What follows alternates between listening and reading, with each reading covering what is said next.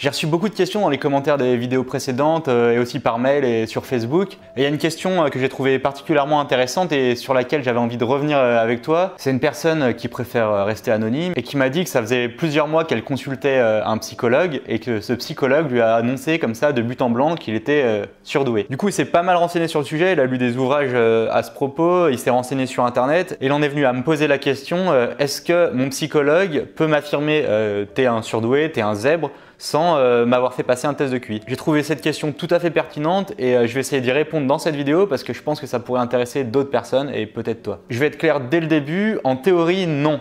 On ne peut pas affirmer d'une personne qu'elle est surdouée, qu'elle est haut potentiel intellectuel sans qu'elle ait passé des tests de QI. Le test de QI, c'est la base pour pouvoir parler avec certitude de la douance. Après, il y a tout un tas de débats interminables sur la définition d'une personne surdouée. J'en parle notamment dans cette vidéo-là. Certains disent qu'avoir un score de QI supérieur à un certain seuil, c'est une condition sine qua non d'être surdoué.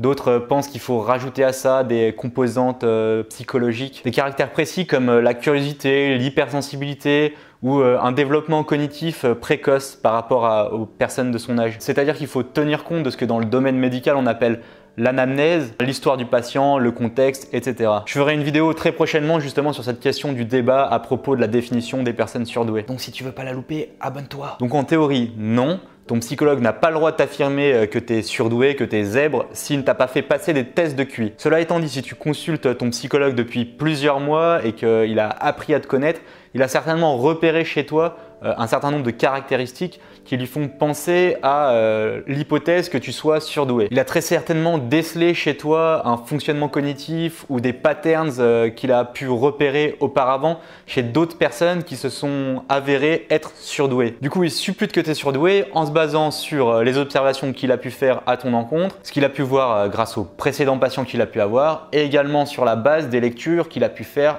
sur ce sujet. Donc, si c'est un praticien sérieux, il va très probablement te réorienter vers des tests psychométriques, des tests de QI, pour valider justement cette hypothèse, ou au moins te proposer de passer un test de QI. Si c'est pas le cas, tu peux d'ores et déjà changer de psy parce que c'est pas un professionnel sérieux. S'il te propose de passer des tests de QI, vérifie bien que ce sont les derniers, les plus à jour. Alors où je te parle en 2017, la dernière version des tests WISE pour les adultes, c'est la version 4, et la dernière version des tests WISC pour les enfants et les adolescents, c'est la version 5. Je t'invite aussi à vérifier que le professionnel chez qui tu vas passer le test de QI a l'habitude d'en faire passer, puisque c'est pas forcément le cas. Et si tu cherches un praticien, je te renvoie vers le site de l'ANPEIP, l'association pour les personnes précoces, qui a un article sur son site web qui traite spécifiquement de cette question. Tu trouveras le lien dans la description. J'espère en tout cas que ça aura répondu à ta question. Si c'est le cas, merci de mettre un pouce ascendant en bas de la vidéo. Ça permet de me soutenir et ça augmentera les chances que d'autres personnes qui se posent cette question puissent trouver cette vidéo. Si tu as besoin de précision sur un point ou que tu as d'autres questions qui te turlupinent,